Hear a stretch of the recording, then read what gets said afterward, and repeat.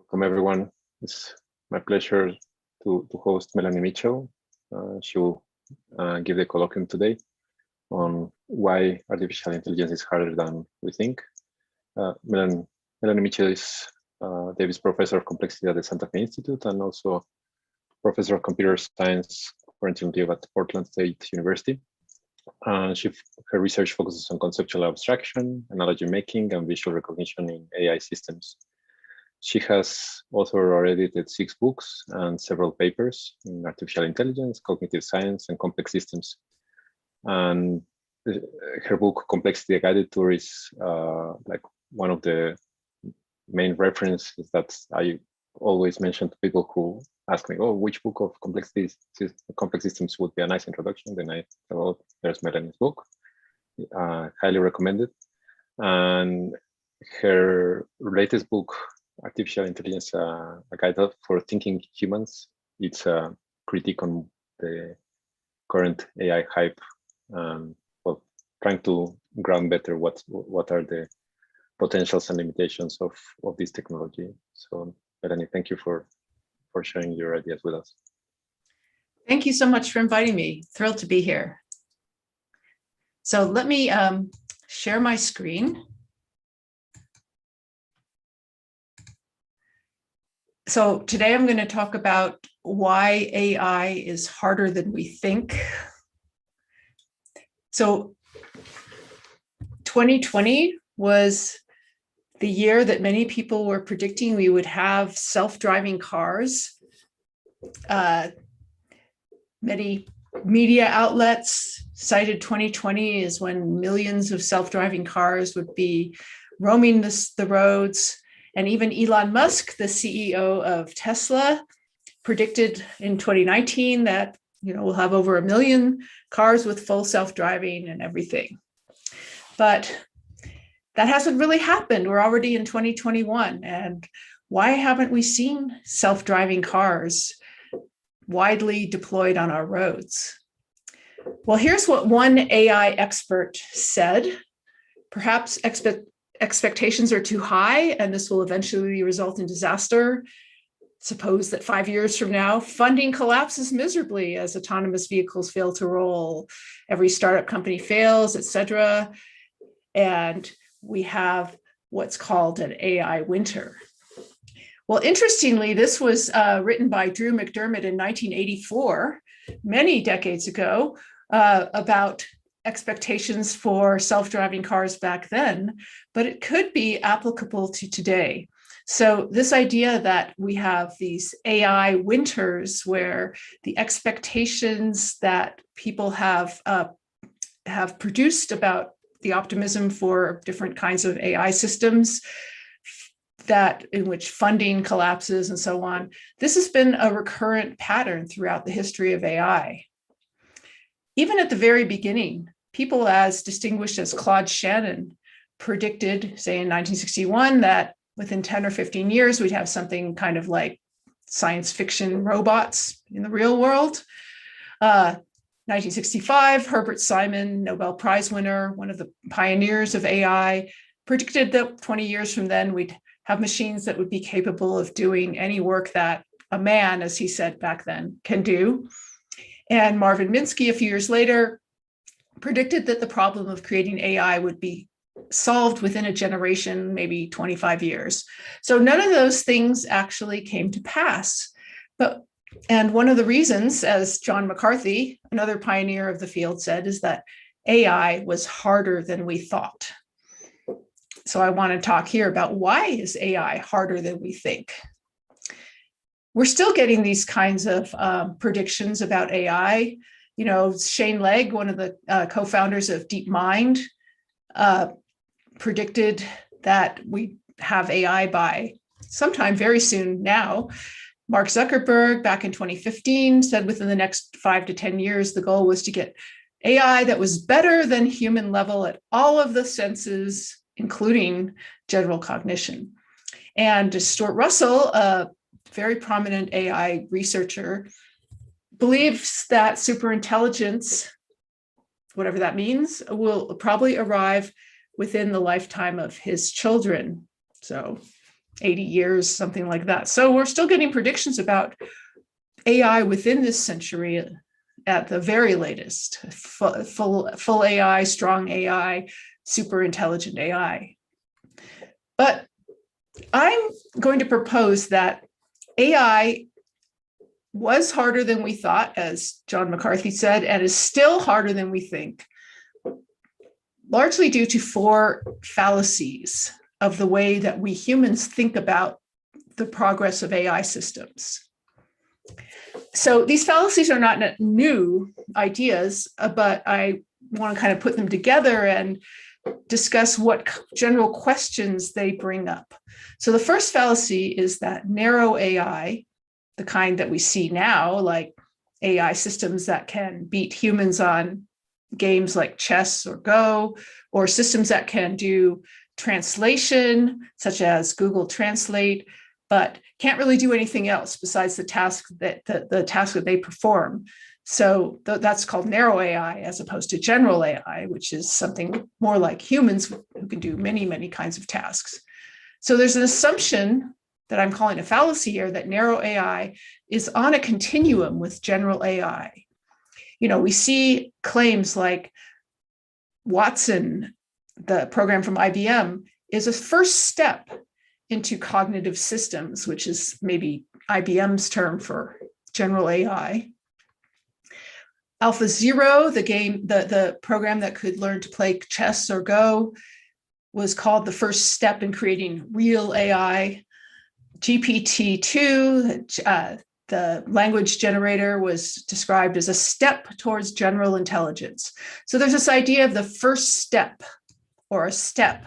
But Hubert Dreyfus, back in many years ago, wrote a paper about what he called first step fallacies, and said that this is the claim that we've been seeing since the very beginning of the field, that, as he says, we've been inching along a continuum at the end of which is AI or real AI or true AI, whatever, so that any improvement in our programs counts as progress.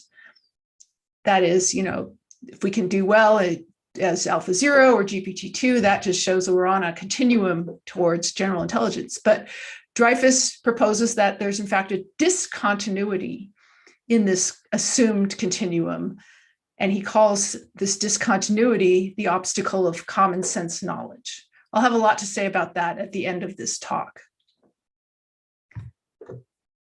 His brother, Stuart Dreyfus, said it's like claiming that the first monkey that climbed a tree was making progress toward landing on the moon. So that's the idea of the first step fallacy.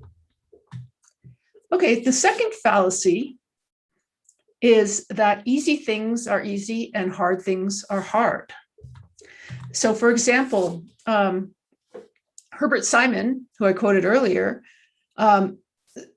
proposed that everything of interest in cognition happens above the 100 millisecond level, the time it takes to recognize your mother. So what he's saying there is that the phenomenon of perception or recognition, visual recognition, auditory recognition, all these things that happen extremely fast for humans are not very interesting, and in fact, something we don't really have to think about in terms of creating AI systems. That was kind of the idea of symbolic AI, where you could kind of filter out everything below a certain level in intelligence and only implement the symbolic level, because he was assuming that the things that are easy for us humans will also be easy for us, for computers, and the things that are hard for humans will also be hard for computers. This was echoed much more recently by AI researcher Andrew Ng, who said that if a typical person can do a mental task with less than 1 second of thought, we can probably automate it using AI either now or in the near future. Again, assuming that if some task is very fast and easy, it will be easy to automate. And more subtly, Demis Hassibis, one of the founders of DeepMind, described Go, the domain of playing Go, as one of the most challenging of domains. But the question is, challenging for whom? This assumes that if something is very hard for humans, it's also going to be very challenging for machines. But this has been stated as Moravec's paradox, named after the robotics researcher Hans Moravec, who noted that it's actually comparatively easy to make computers exhibit intelligence on, he said, intelligence tests or playing checkers. You could fill in there playing Go, when it's difficult or impossible to give them the skills of a 1-year-old when it comes to perception and mobility. So Moravec stated his paradox many years ago, but it's still very relevant because, for example, we do have computers that can beat any human in Go and do very well on certain kinds of intelligence tests designed for humans, but it's still a grand challenge. In fact, one that's being funded right now by DARPA, one of the big funders of AI in the US, to capture the common sense of a 1.5-year-old baby. That's called the Foundations of Machine Common Sense Challenge. So that's Moravec's paradox in action. And so common sense I would include there. And Marvin Minsky, who I quoted earlier, making a prediction about AI being within the next generation, said later, well, the problem is in general, we're least aware of what our own minds do best. That is, those things that Herbert Simon and Andrew Ng said that are mental tasks that are very, very fast and unconscious, we're actually least aware of how complex they are. So often actually easy things are hard for machines and hard things are easy. The third fallacy is what I call the lure of wishful mnemonics.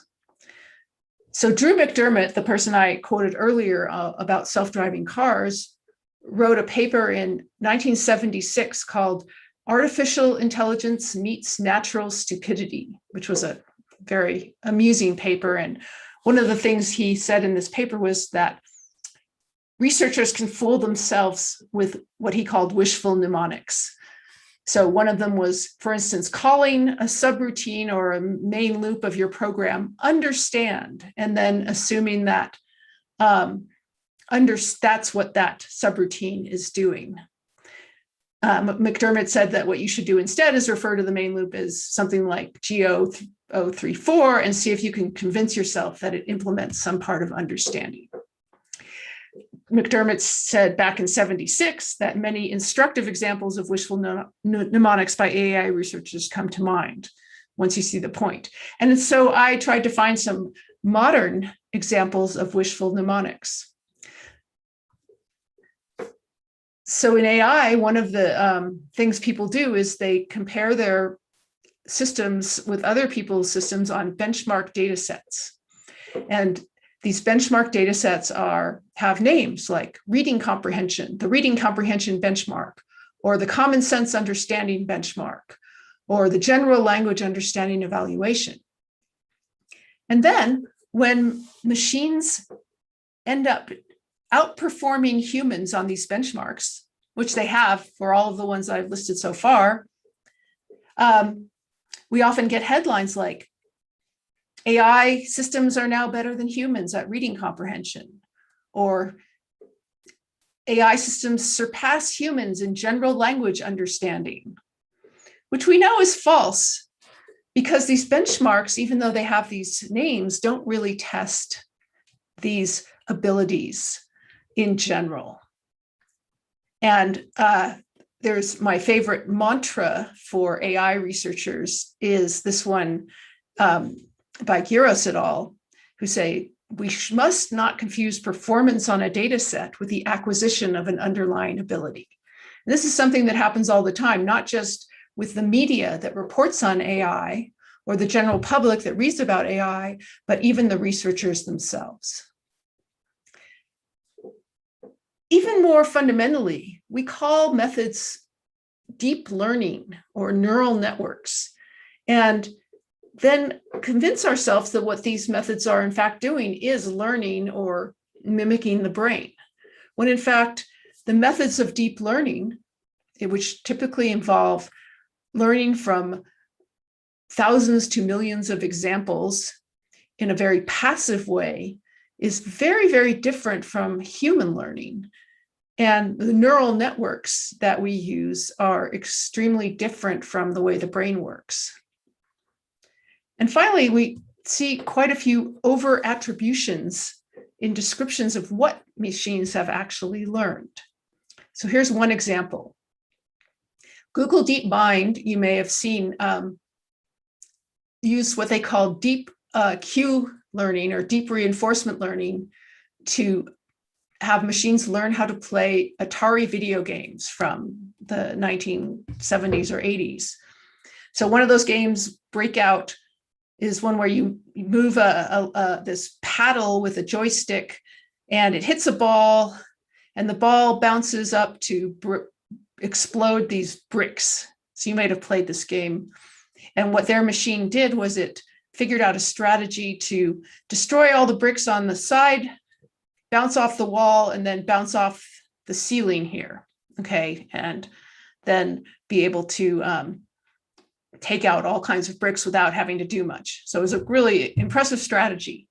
But notice the terms I just used and the terms that DeepMind used to describe what this machine did.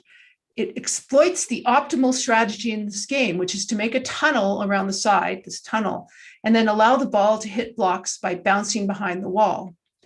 So these terms are concepts that we humans would use in talking about what's going on, like a tunnel, a ball, blocks bouncing behind the wall.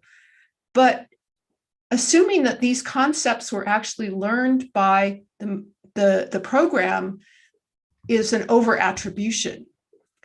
And you can see that by a study that Kansky et al. Did, where they looked at a deep reinforcement learning system that was trained on standard Breakout, what I just showed you, and learned that strategy.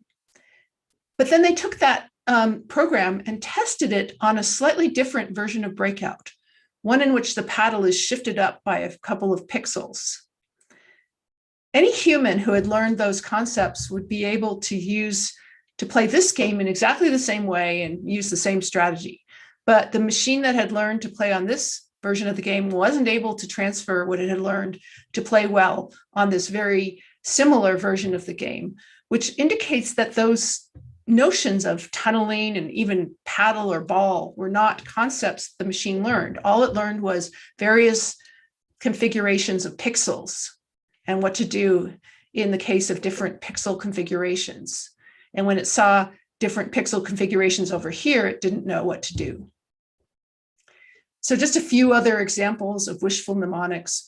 IBM told us that Watson, its Watson program, can read all of the healthcare texts in the world in seconds. So it's using this term read to describe what Watson is doing, which makes us assume that Watson actually understands what it read in the same way we humans do, even though actually what it's doing is processing the text in these books and papers in a way that's very different from human reading or human understanding. You know, using terms like understand, just as McDermott warned against. And I'm kind of picking on Watson and AlphaGo and DeepMind a little bit here, but many AI practitioners have done the same kind of over-attribution. So DeepMind described AlphaGo's goal is to beat the best human players, not just mimic them. So humans have goals that are very, very different from the goals, as they're called in reinforcement learning. And AlphaGo really it's a program that doesn't have anything like a human goal. Its goal certainly doesn't have the goal to beat the best human players. And they also stated that we can always ask AlphaGo how well it thinks it's doing during the game, even though, using this kind of human terminology. And it was only towards the end of the game that AlphaGo thought it would win. So humanizing these programs makes us believe in some sense that AlphaGo has a concept of what winning is that's very similar to human winning, the human notion of winning, even though it's very far from that. So a question is this an inevitable shorthand of the way we talk about machines and what they do? Or is it a misleading kind of anthropomorphism that we're imposing on them that makes us think that they're more intelligent than they are? Now, finally, the fourth fallacy is maybe the most controversial one, the idea that intelligence is all in the brain. Okay, so I mentioned that the idea behind the early symbolic AI of the 1970s and 1980s was based on this idea that you could sort of skim the symbolic reasoning that people did off of the rest of the brain, all that perception stuff, and then just implement intelligence using this symbolic kind of approach. That was the Newell and Simon physical symbol system hypothesis. So that's the idea that, you don't need to have all that less than 100 millisecond perceptual apparatus. But it even goes even further. People talk about intelligence as if all we have to do is replicate the computational capacity of the brain. So from this report, it said that about 10 to the 15 floating point operations per second is enough to perform tasks as well as the human brain, given the right software, which might be hard to create. So the idea is the human brain is the hardware, and all we need is the right software, ignoring the rest of the body. And another example, Geoffrey Hinton, who's a well-known deep learning researcher, says that if we want to understand documents or language in general, we're going to need human level resources. And by that, he means the resources of the brain, the number of connections. We're off by orders of magnitude, but he's sure the hardware people will fix that. And one of the ways that people have proposed that that hardware problem will be solved is through quantum computers. We're going to get to brain level resources and computing capacity through quantum computers. But this ignores a lot of the idea of embodied cognition, that actually the brain is not the only part of the body that's involved in cognition. There's a lot of research in neuroscience and psychology and other areas of cognitive science that supports the idea that the body is actually very important in the kinds of things we do think about or can think about. Our thoughts are grounded with perception, action, and emotion. Our body and brain work together. Another psychologist, Don Tucker, says that there are no brain parts for disembodied cognition. All the brain parts are linked in some way to sensory or motor systems. And Lakoff and Johnson wrote extensively about how our abstract concepts, our thoughts, and our language are built on top of metaphors about how we experience the physical world in an embodied way. So, for example, if I thank Carlos for his very warm introduction of me, I'm using the metaphor of warmth, which is a physical experience, to talk about something more non-physical, like the language he used. And Lakoff and Johnson have argued that all of our concepts are based on these physical experiences. They're metaphorically grounded in the physical world.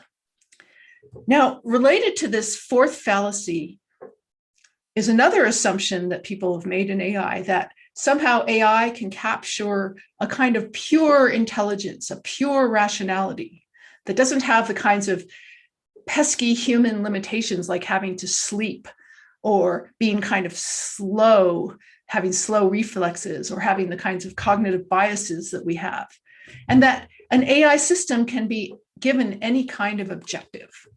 So this is a view of the philosopher Nick Bostrom, who wrote the book Superintelligence. He believes that intelligence and final goals are orthogonal, that more or less any level intelligence could be combined with more or less any final goal. So one of his examples is the famous paperclip example, where you create a super intelligent machine, smarter than any human, and you give it the goal to efficiently produce paper clips. And it then goes on to use all of the resources of the earth in producing paper clips. And this is a warning that, you know, we have to make sure that our super intelligent machines are aligned with the kinds of objectives we want them to have. Stuart Russell agrees. He said it's easy to imagine a general purpose intelligent system could be given any objective to pursue, including maximizing the number of paper clips or number of known digits of pi. And Russell wrote an entire book about the dangers of this kind of superintelligence. He asked the question, what if we had a superintelligent climate control system, given the job of restoring carbon dioxide concentrations to pre-industrial levels? But what if that system believes that the solution is to reduce the human population to zero? And he says, if we insert the wrong objective into the machine and it's more intelligent than us, we lose. So this has an assumption underlying it that you can have a machine that's more intelligent than us, but that we can insert an objective into it, and that the machine is sort of intelligent, but doesn't have the kind of values or embeddedness in a human culture or common sense to know that it might not be a good idea to reduce the human population to zero. I mean, maybe you think that is a good idea, but so here are the questions that I want to raise that are spurred by these fallacies. First, how is it that we can actually assess progress towards what we might call general or human level AI, given that these narrow AI accomplishments might not actually indicate progress towards the more general problem? How can we assess the difficulty of a domain for AI?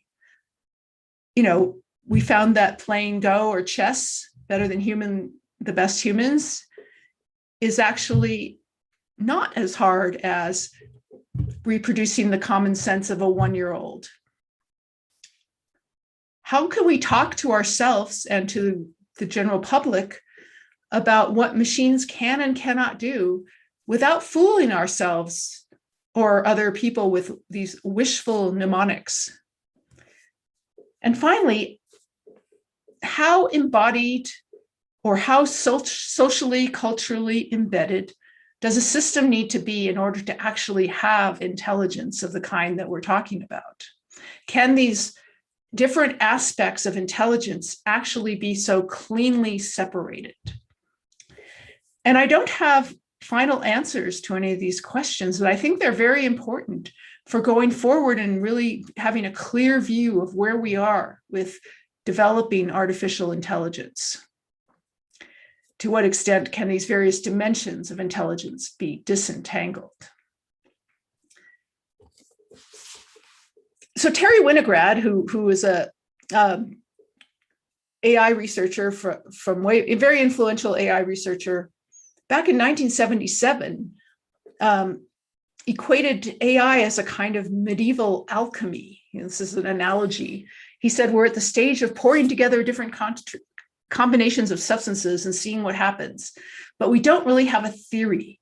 We don't have a theory of what intelligence is.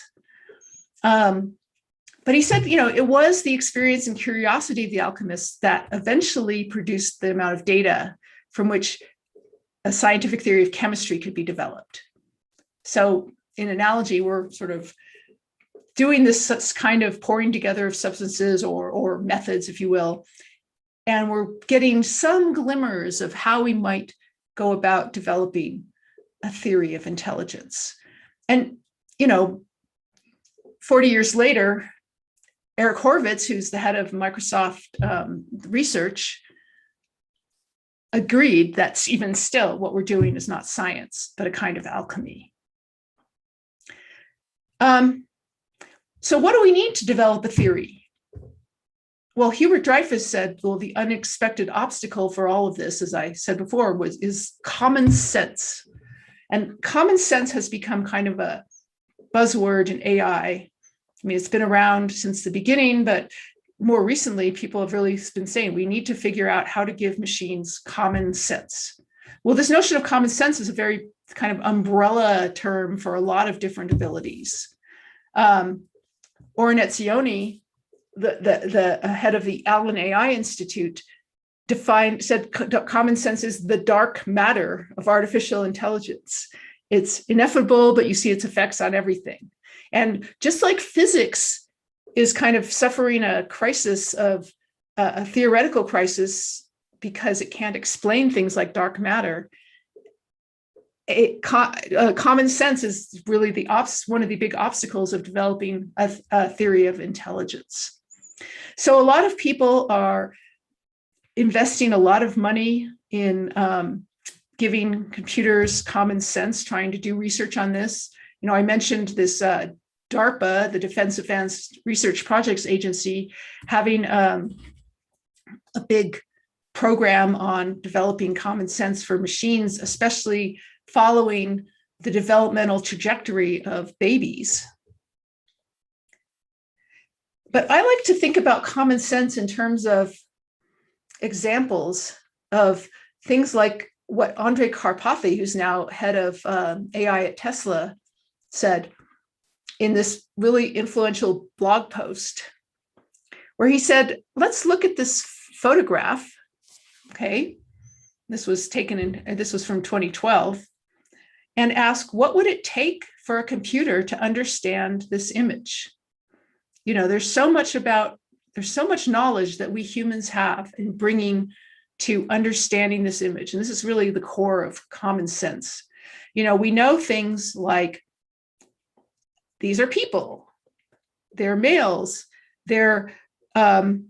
this is a reflection in a mirror rather than another person.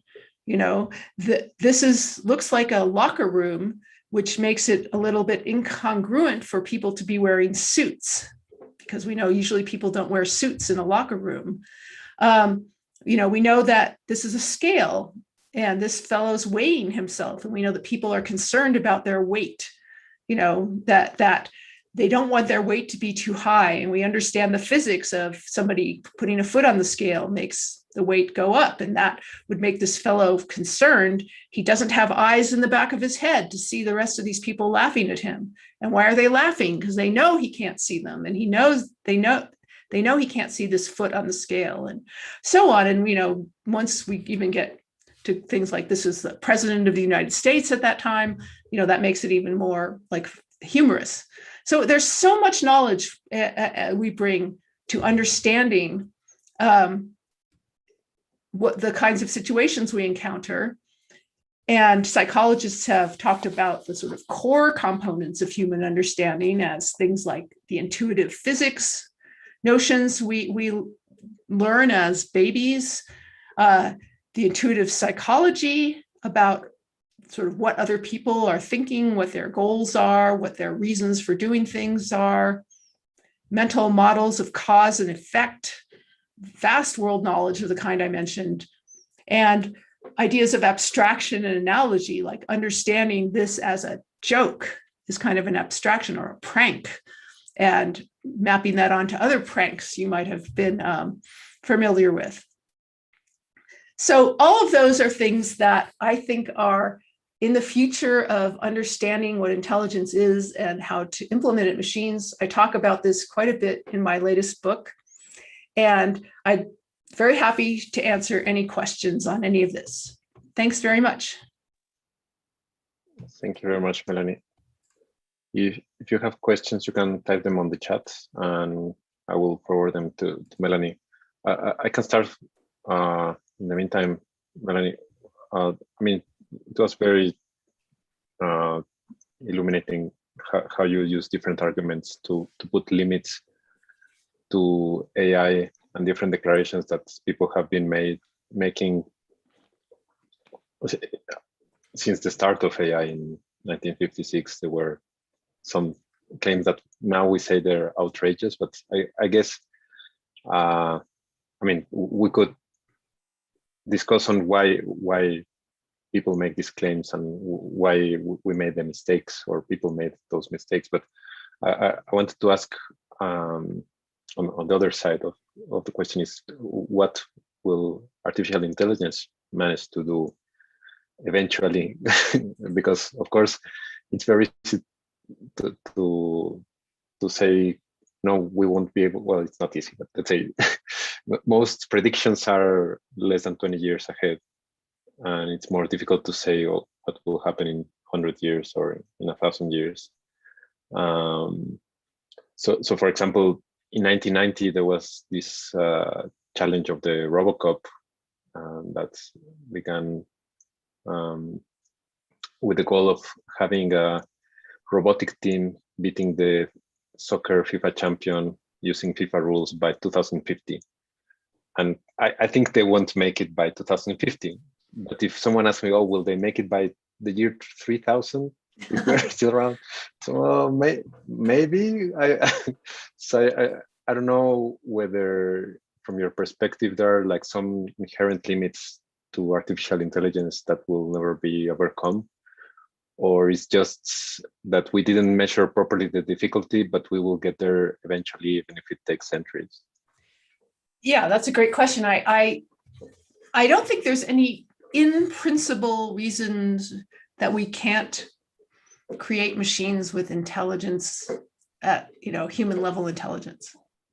But I do think we way underestimate the difficulty because we don't really understand our own intelligence. So much of it is invisible to us because it's unconscious, and it's just and so it's hard to make predictions, even a few years in the future about technology. I think AI will continue to be overestimated, but who knows? It could be that somebody really begins to understand a lot better how we produce the kinds of intelligent behavior that we do. And so I think it's important that the discussion and the research in AI becomes more interdisciplinary, that it takes into account more sort of the science of intelligence aside from AI, how humans and other animals and other complex systems achieve the kinds of intelligence that they do. So that's really a scientific question rather than a technological question. I don't know about the soccer question. That's hasn't happened yet. We're nowhere near there yet. Let's just say that. Perhaps it's even more of a philosophical question because, for example, the third fallacy, I guess it's also related to the Chinese room argument, whether a Englishman just following rules, if he will produce the correct answers in Chinese, but he doesn't understand Chinese. And that's used as an argument to say, well, machines can make the right decisions or choices, but they don't understand what they're doing. But I guess that in a sense, we can also apply the Chinese room arguments to ourselves because we do many things and we don't know how we do them. So are we really doing them or not? And I don't know whether it's a matter of understanding better what is human intelligence, what is human cognition first before we are able to judge whether machines can have it. And I mean, that's also the question, not only of artificial intelligence, but also in artificial life, and also questions related to consciousness, that since you don't have a agreed definition of intelligence or life, then it's very difficult to say, oh, this thing that we don't familiarly judge to be intelligent or living, it's also living or it's also intelligent. So I guess those are also more philosophical challenges, but yeah. Right. And when you say, like, if I say I do lots of things that I don't understand, I don't understand what I'm doing. What is this I that you're talking about? That's another question too, right? Does a machine or does an intelligence have to have some kind of self-awareness or consciousness? Yes. I don't know the answer to that. Yes. Well, your talk has sparked many questions. I'll read some of them from the chat. Okay. How do we know if what one does in AI research is not incurring in the first fallacy? Also, if the research one does is not getting humanity closer to an ideal artificial intelligence, how do we ensure it is at least alchemy?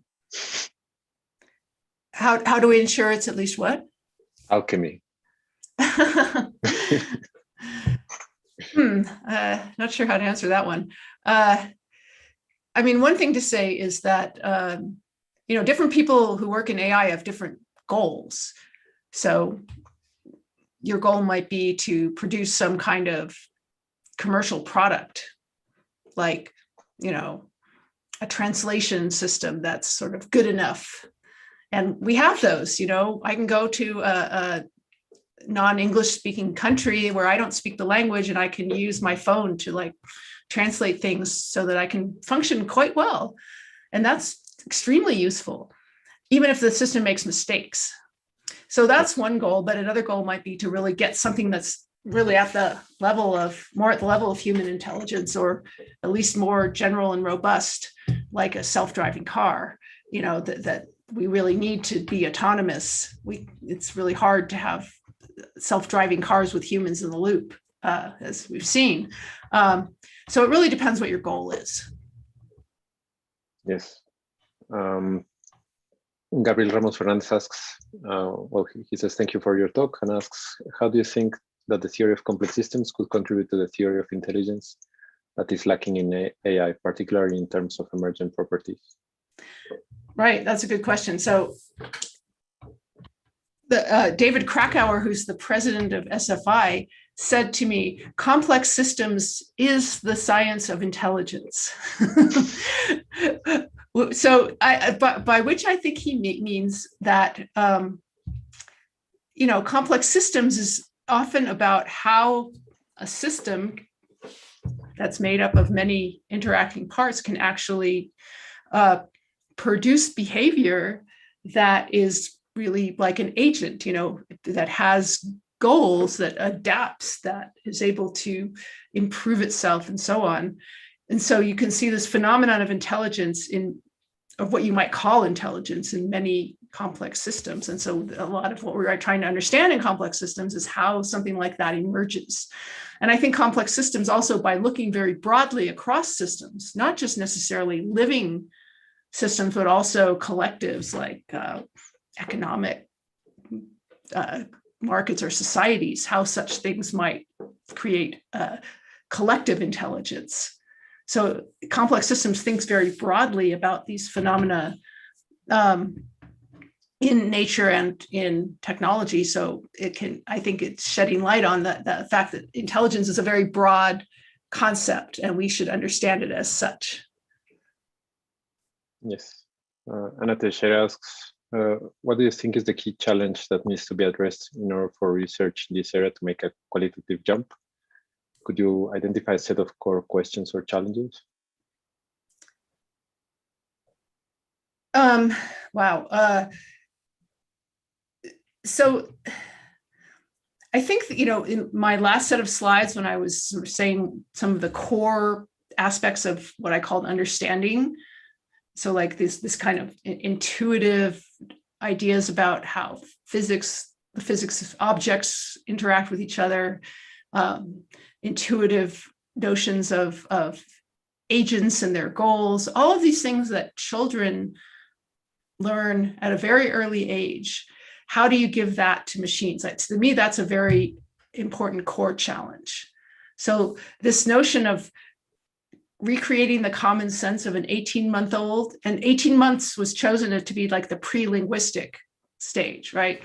So that kind of common sense, that pre-linguistic common sense, that seems to me to be a core challenge and probably will lead to more progress in doing something like getting computers to to play Go or deal with natural language. Yeah. Let me see if I understand this question properly. What do you think are the greatest obstacles of AI right now, other than lack of data for analysis?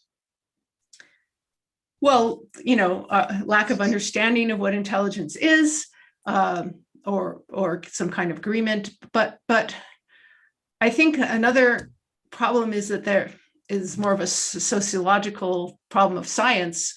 It is that people tend to all congregate in the same paradigm.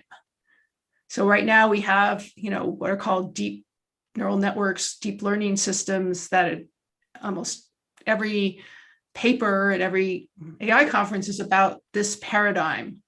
And it's maybe a better paradigm than the previous paradigm, say symbolic AI, but it's still like a monolithic paradigm in the field. And I think that there has to be much more diversity of thought. So that's a problem. I mean, that's a sociology of science problem.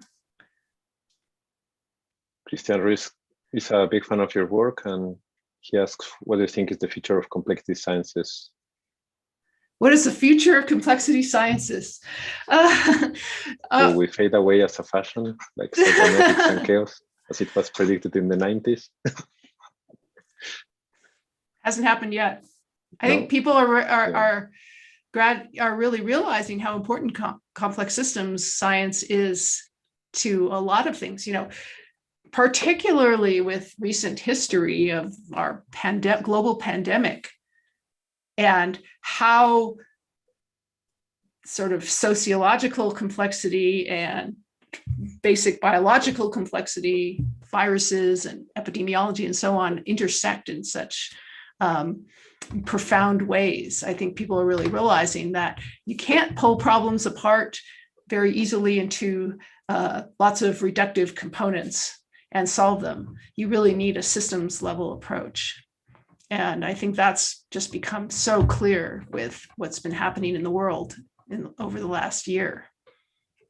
Yes. Amaridias asks, how equivalent is to find an algorithm or a set of equations capable of fully describing brain dynamics and solving the problem of common sense machines? The brain is very complex, and we don't even understand how complex it is. But I don't know the answer to that question, but I do know that neuroscientists have been studying very simple neural systems, like C. elegans is a kind of little worm that has something like 300 neurons, and they've completely mapped out the connectome of this worm, and yet still cannot make sense of or predict the behavior of the organism, because I think, the brain connectome isn't everything. Intelligence isn't all in the brain. Behavior isn't all in the brain. It's a complicated, coupled interaction among brain, body, and environment. And I'm not the first person who ever said that. Of course, that's something that a lot of people believe. But it's, this focus kind of on the brain, and let's get the connectome of the brain and figure out the dynamics and et cetera. I don't think that's going to solve the whole problem. Yeah. Anayasin Mendoza asks, cutting down costs with AI is an alternative, but what if instead of trying to automate employees or healthcare workers, can we use this technology to help people do their jobs better? Yes. I mean, that's already happening, I think. Yep. There's a lot of areas of different fields, including medicine, in which AI systems are being used with humans in the loop to make people's jobs better. And that's really probably the ultimate, should be the ultimate goal of AI is people sometimes say we shouldn't have AI, we should have IE, which is intelligence enhancement of humans, that is. So yes, AI will have a lot of positive impacts it can also have many negative impacts due to a lot of problems like the systems being biased, like facial recognition systems are known to be biased towards white males. And that's already causing a lot of problems. So we have to develop AI systems that are, enhancing human intelligence, but not magnifying the kinds of human problems we have in our society. Yes. Gabriel Ramos asks, how useful would it be to stop trying to imitate human intelligence and just focus on how to perform tasks in a better, faster, or more general fashion? That's a great question. And in some cases, yeah, that's absolutely what should be done. And but the problem is that to make these systems robust, like to make self-driving cars robust, do we have to imitate human common sense in some way? Or is there a way to kind of get around that and to still have the systems not do very unhuman, unpredictable things? So I think that in some domains, it's really unknown to the degree to which you can solve the problem without understanding more about human common sense or human intelligence. Yes. Gabriel Garcia asks, can a machine have free will? Do we have free will? Do we have free will? Yeah, boy, that's like above my pay grade. I don't know. I don't know if we have free will or not. We have to get the philosophers in here. Yeah. Well, it's difficult. I mean, Dan Dennett, if you're really interested in free will, I really highly recommend Dan Dennett's books, because he's written some very cogent things about free will, I think. Yeah, it depends on how do you understand free will. Yeah.